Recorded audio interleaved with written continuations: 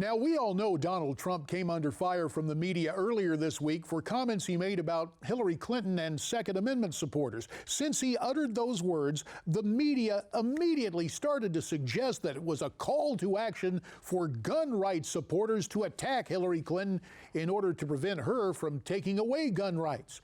Mrs. Clinton responded, saying Donald Trump was, quote, casually inciting violence. I asked Mr. Trump about Mrs. Clinton's comments in my exclusive one-on-one interview. You saw the reaction of the audience. They took it like, you know, just a very normal statement. We're talking about the power of the voter, and that's what it is. So the media twisting Mr. Trump's words. Let me act surprised. Let's discuss it right now with conservative columnist and 12-time New York Times bestselling author Ann Coulter, and the author of the soon-to-be-released book, In Trump We Trust, E Pluribus Awesome. Take a look at the cover. We can judge that book by its cover. Looks like it's a great read already, and it's so great for you to spend time with us here on Newsmax Prime. It's good to see you again. Now, we will get to the book, I promise. Don't worry, I can't really talk about it until August 23rd. Well, I'll give you a few little hints. A few little hints will be very welcome. But as we know, there have been more than hints on the campaign trail. And one thing about Donald Trump is he doesn't take anything lying down. For example, he really has been hammering Hillary and President Obama over ISIS. Let's take a look at what he said, and we'll get your reaction. Our government isn't giving us good protection. Our government has unleashed ISIS. I call President Obama and Hillary Clinton the founders of ISIS. They're the founders. In fact, I think we'll give Hillary Clinton the, you know, if you're on a sports team, most valuable player, MVP. You get the MVP award. ISIS will hand her the most valuable player award. Her only competition is Barack Obama between the two of them. Now, Mr. Trump later said he was just being sarcastic, but the leftist media vilified him and really misinterpreted his remarks. We recall, though, just a few short months ago, there was Hillary Clinton claiming that Donald Trump was the biggest recruiter ISIS had going. The press sure didn't crow about her. No, Donald Trump's campaign is like my entire career, where the media simply lie about what you said. And I've gotten annoyed, I wrote about it this week, at some of my fellow conservatives saying, oh, it's Trump's fault, you shouldn't give them the opening, don't give them the opportunity. No, there's nothing you can do that can't be lied about. I mean, I could give you specific examples from me, but I will say that I've noticed that an awful lot of, and I've complained to Bill O'Reilly about this, half my book tours are explaining figures of speech to the media. They just suddenly go into, we don't understand irony, hyperbole, we don't understand figures of speech. They're like children, and I mean, the one good thing is it is so aggressive this time. I mean, I don't think that's a good thing. As we were talking about in the green room, I wasn't around for Goldwater, but I think this is worse than even that. I've never seen anything like this, even anticipating it, even predicting it. I can't believe these, and every little thing he says, he can say yes, and they'll say, well, he was answering, are you a child molester? There's no way you can avoid them lying about these things. You began your program with Trump under fire. Are you saying the media is shooting at Donald Trump? There's nothing you can do, and at least people, it's so over the top, so outrageous that people are at least recognizing it, and I think turning away from the media. I was emailing, well, Matt Drudge last night, and as I walked in, and what was it? It was breaking news on CNN. Oh, a Confederate flag seen at a Donald Trump. And I emailed that to Drudge, and he emailed back saying, only shut-ins are watching TV.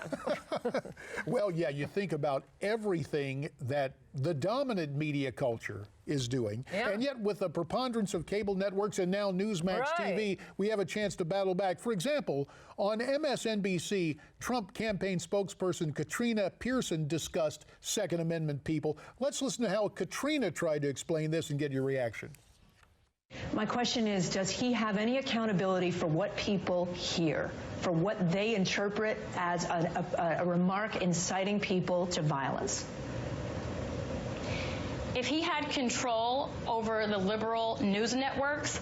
Absolutely, but he does not. And that's another reason why we're talking about this today, because they have picked out a piece of what he was talking about in the greater context of a topic he's talked about in every single rally. You know, Ann, I see that. I'm surprised MSNBC didn't put the headline, Trump spokesperson suggests control of cable networks. Right. No, that's right. And what they're saying, I mean, it's like analyzing, you know, the obsessive letters of a stalker, which an FBI agent advised me, don't do this, Ann. But to even talk about what the media is saying here, what are they even claiming? How does it help to assassinate Hillary Clinton once she's appointed the judges who are overturning Second Amendment rights? How does that even work? Whereas, as again I said in my column this week, the last chapter of my book, which we know Donald Trump read, Adios America, is all a paean to Second Amendment groups because they never lose. Why do they never lose? They are single-minded. They fight. They hold Democrats accountable. And it was because, I think that may have been when you came in, or you remember it, that 1994 election. Oh, yes, that's when I got there. Okay, you see that? That was it was because all these Democrats had voted for the assault weapons ban. And I knew Democrats when I came to work for the Senate Judiciary Committee, working for Biden. And one of the staffers told me that Biden was going around asking congressional Democrats before that vote, before the 94 election, to vote for the crime bill that had the assault weapons ban. And this guy, Biden staffer, told me Democratic congressmen, first they were just hiding. They wouldn't take Biden's phone calls. He would march over to their offices. They were sitting in their chairs crying, saying, Joe, I'm going to lose re-election. And oh, did they lose re-election? Republicans swept Congress for the first time in 40 years. And because of that was 1994. It's more than 20 years later. Democrats will still not take up a gun control law. No, Second Amendment groups are pretty good. And as John Lott, the great author of More Guns, Less Crime, and he has a new book out now, it's fantastic, The War on Guns. But as he pointed out, which hadn't even occurred to me, this particular psychosis of the media assumes that anyone who supports the Second Amendment just, responds to any controversy by shooting. That's what they always say when we're passing, concealed carry permits, including in this state where we're sitting right now in Florida. Remember before they passed concealed carry? There are going to be shootouts at the gas station and road rage incidents. And okay, it's been, a decade now, 5 years? None of that has happened. Could we get an apology, and could you stop accusing Second Amendment supporters of shooting up people they disagree with? You spoke about literary devices that the left uses or suddenly doesn't understand. Right. When you write something, we know they're guilty of hyperbole. For example, earlier this year, when David Duke comes out and offers an unsolicited endorsement of Donald Trump, Trump says no. But of course, earlier this week, you had the father of the Orlando nightclub shooter, the Orlando terrorist, show up behind Hillary and endorse Hillary. Let's just take a look at this, and I'd like to get your reaction. Clinton is good for the United States versus Donald Trump. Why they should be surprised? I love the United States, and I've been living here for a long time. So there it was on the NBC affiliate from West Palm Beach, WPTV.